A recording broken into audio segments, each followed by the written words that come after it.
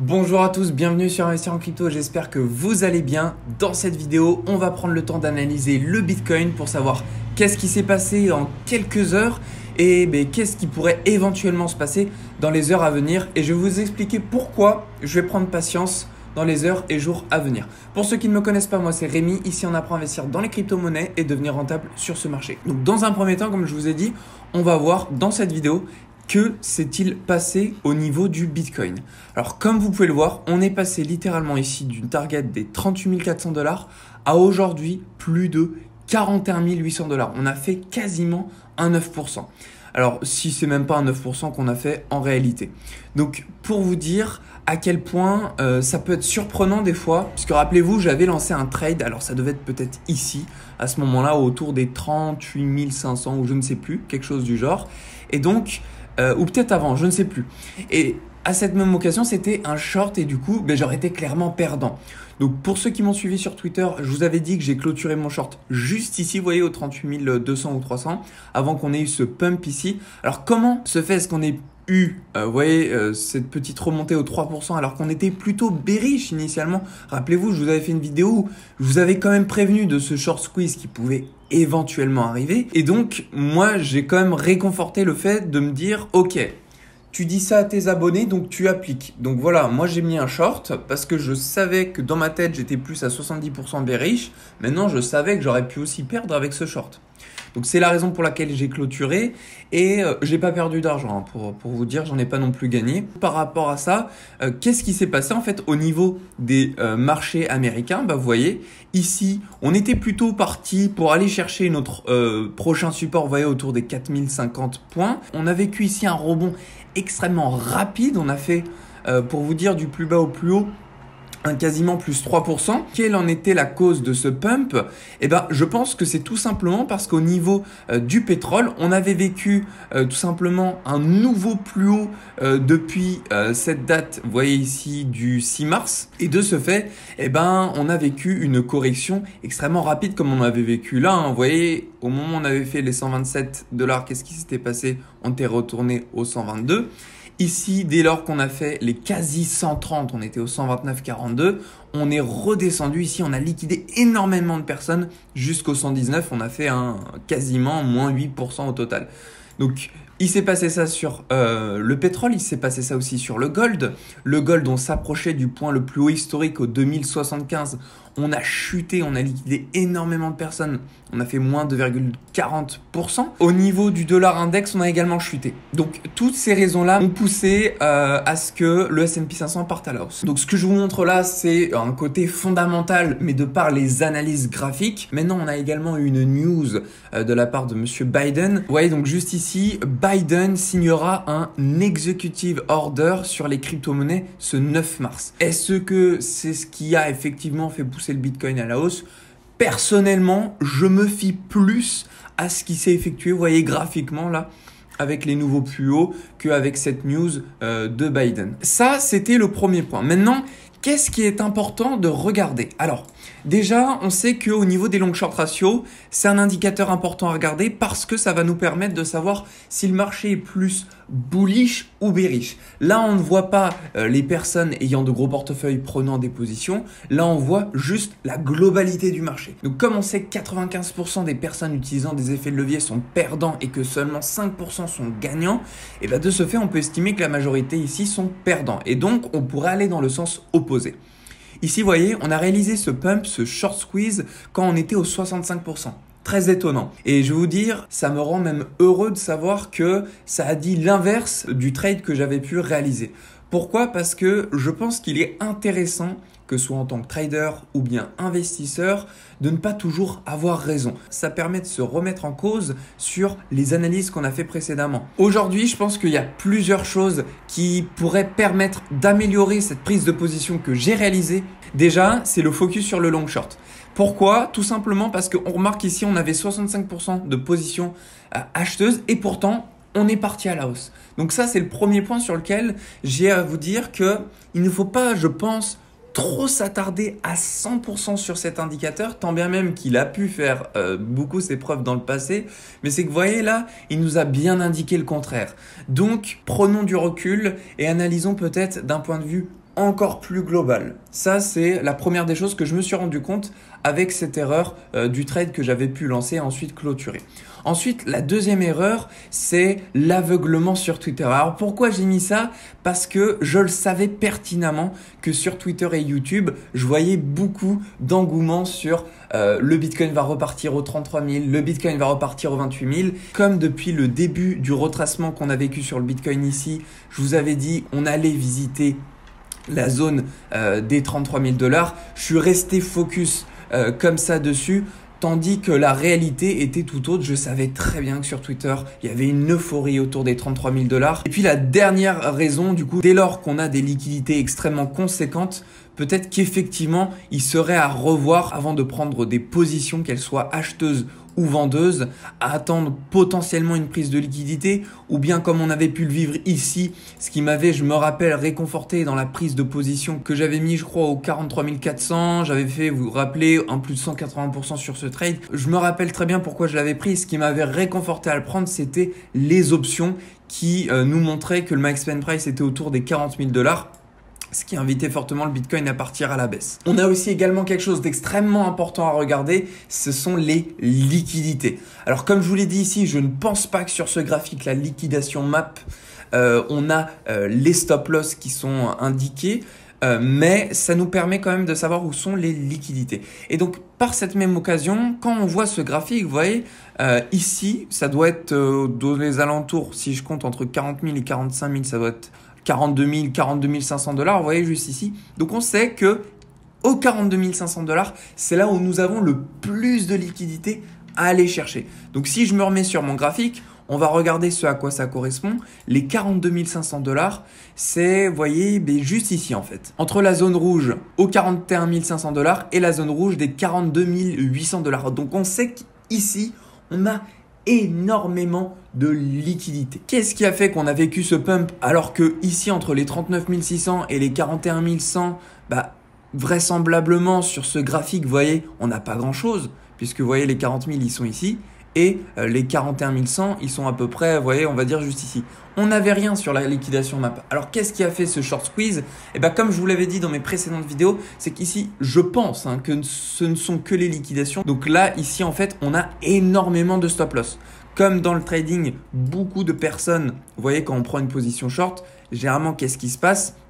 Une personne prenant des positions short ici ou encore ici vont se positionner sur un stop loss au précédent point le plus haut, vous voyez.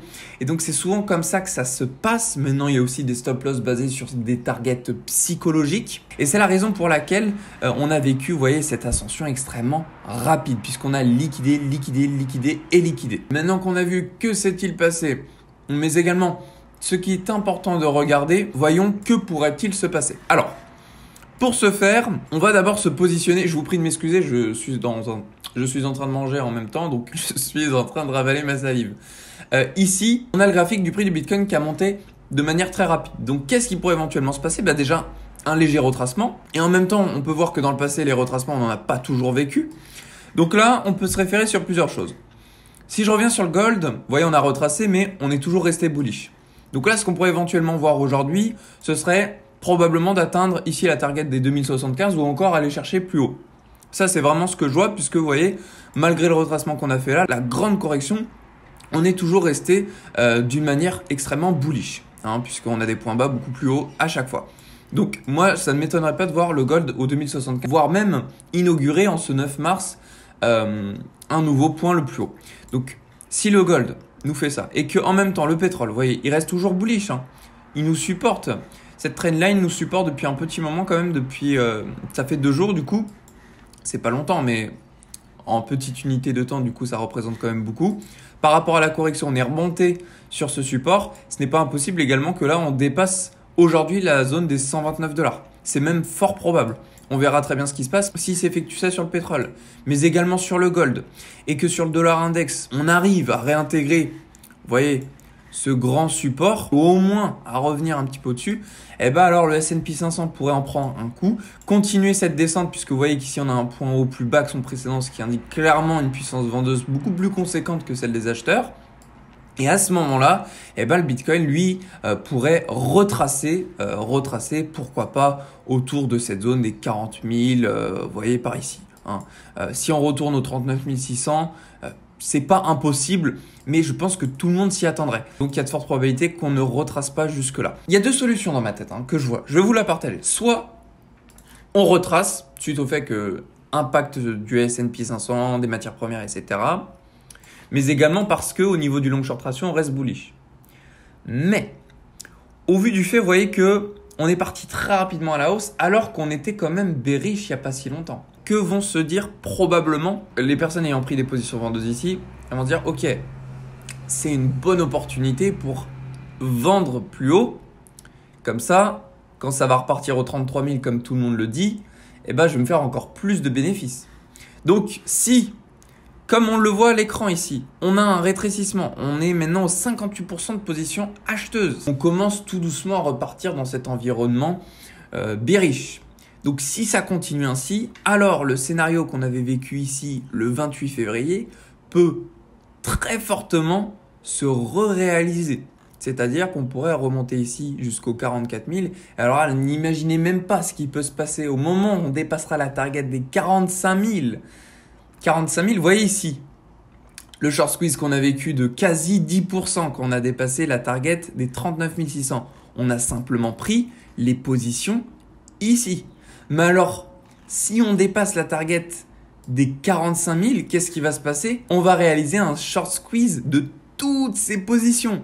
Et comparé à ce qu'on voit juste ici en tout petit, vous comprenez que la puissance, elle ne sera pas la même. Si pour le moment, on reste bullish au niveau du long short ratio, je pense qu'on pourra avoir une légère correction ou une stagnation.